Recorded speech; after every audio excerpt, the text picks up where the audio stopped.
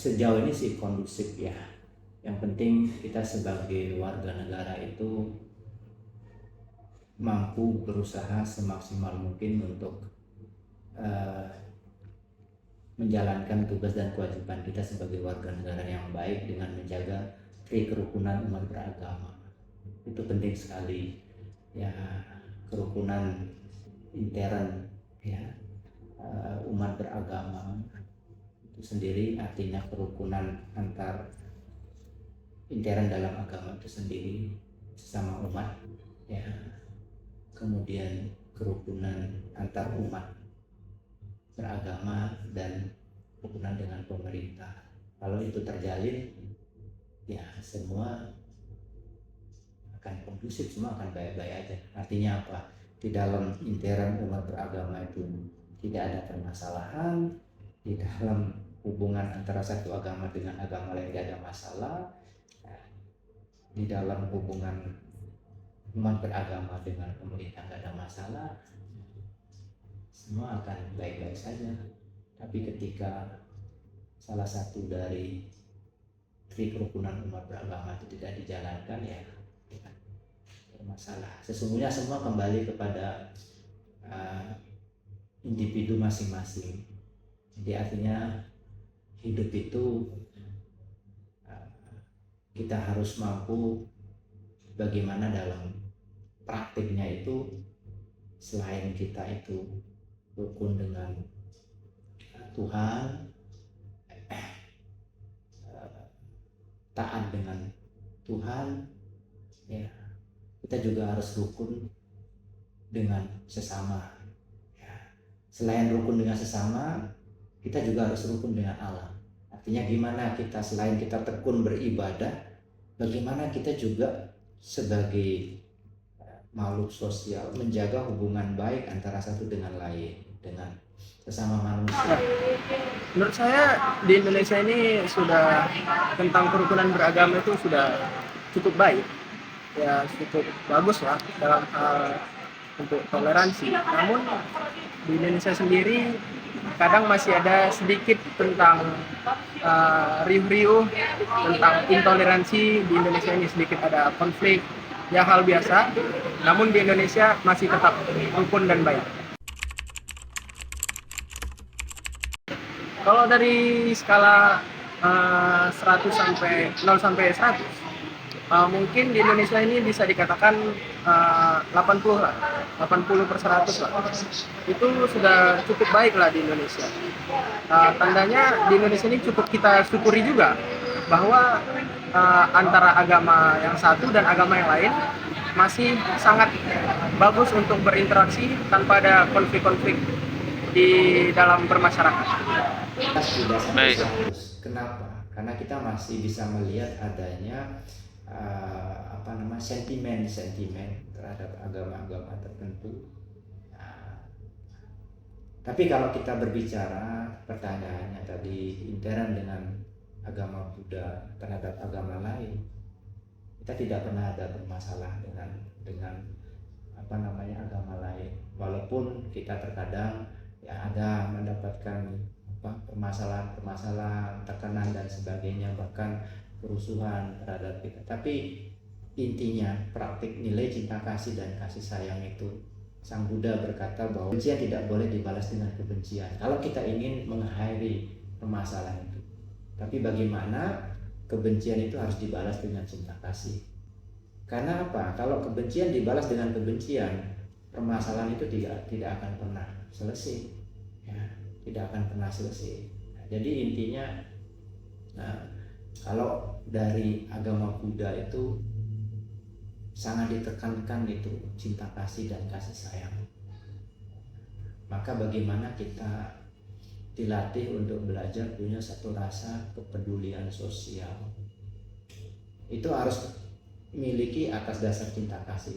Ya maka perbedaan dan sebagainya itu ya ada di dalam agama Buddha itu, tapi nggak pernah ada masalah karena kita menghargai perbedaan. Kita praktik masing-masing. Kalau sudah urusannya praktik agama spiritual, itu udah hubungannya pribadi kita masing-masing. Jadi kita tidak bisa memaksakan sesuatu yang orang lain tidak yakini untuk mereka jalankan. Jadi kalau berbicara praktik udah masing-masing. Udah berbicara urusan spiritual itu masing-masing. Nah, saya sebagai Bante, sebagai tokoh agama, tugasnya mengarahkan, mendidik, mengajarkan. Nah, masalah didikan ajaran itu mereka mampu jalankan, itu adalah kapasitas mereka masing-masing. Jadi kita tidak bisa melakukan sesuatu yang di luar batas kemampuan kita. Dalam kehidupan kita sebagai manusia ini, nggak semua hal kita bisa lakukan. Tidak semua apa yang kita pikirkan bisa diucapkan. Tidak semua apa yang diucapkan bisa diperbuat. Jadi artinya ada hal-hal yang kita mesti pahami kapasitas diri kita, misalnya sebesar apa, semampu apa kita. Di luar kemampuan kita untuk kita bisa mengontrol bagaimana orang bertingkah, bagaimana orang berbuat. Mungkin dalam ajaran agama Islam itu kita diajarkan toleransi, keadilan, menghormati perbedaan keyakinan, serta tidak ada paksaan dalam agama. Nah, mungkin tidak ada paksaan dalam agama ini juga dijelaskan dalam Al-Quran surah Al-Baqarah ayat 256 yang mungkin artinya saya mungkin sedikit ingat, yang artinya itu tidak ada paksaan dalam menganut agama, sudah jelas jalan yang benar dari jalan yang sesat. Yang pertama itu adalah cinta kasih. Itu berwujud sebagai rasa welas asih dan tidak tega melihat penderitaan orang lain adalah arti dari kemanusiaan. Itu yang pertama tadi. Yang kedua adalah kebenaran. Kebenaran atau keadilan. Yang kedua. Muncul sebagai rasa malu untuk berbuat jahat dan menjunjung tinggi apa yang benar dan patut. Jadi kita ada mau berbuat jahat, kita mau berbuat jahat, ada rasa malu kita kalau kita berbuat jahat. Ada timbul rasa malu. Kalau saya sebelum kita berbuat jahat, ada rasa malu kita. Terus yang ketiga tadi, kesusilaan.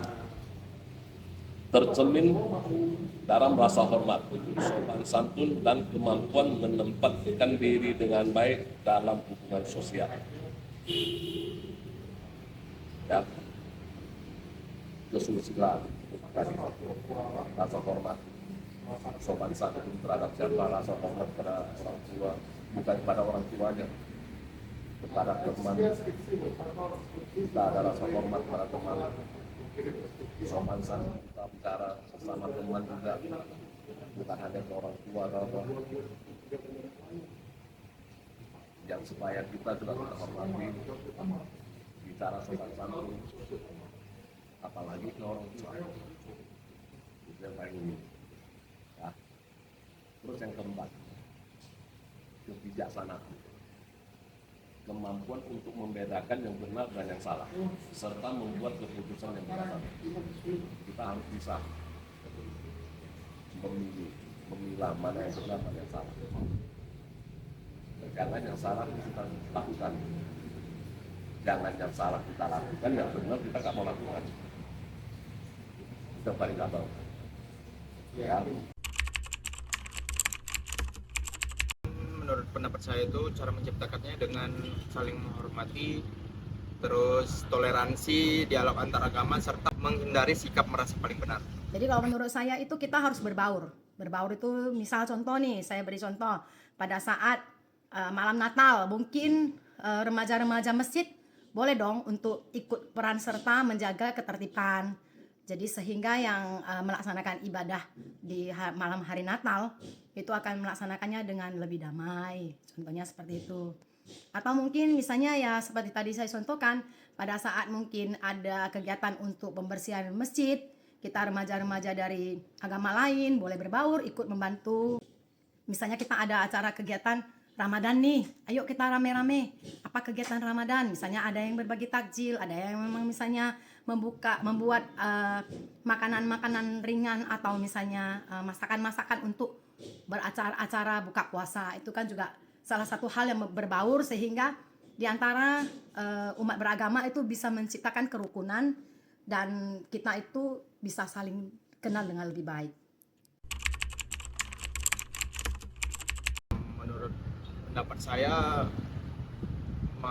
kita itu menjaga kerukunan umat beragama itu dengan cara menjalankan agama secara damai, menghormati ibadah agama lain, serta menghindari sikap tidak enak kepada masyarakat lain. Ya. Kalau ingin supaya dunia ini tentram, damai, di dalam agama Buddha itu ada yang dikatakan sebagai lokakau, dhamma pelindung dunia. Apa itu? Hiri dan otapa. Malu berbuat yang tidak baik dan takut akan akibat dari perbuatan yang tidak baik. Kalau dua poin itu dimiliki dalam hati nurani setiap orang, dunia ini akan damai, tentram. Kenapa? Karena selain dia memiliki satu rasa malu untuk melakukan sesuatu hal yang tidak baik, ditambah satu rasa takut akibat perbuatan yang tidak baik itu.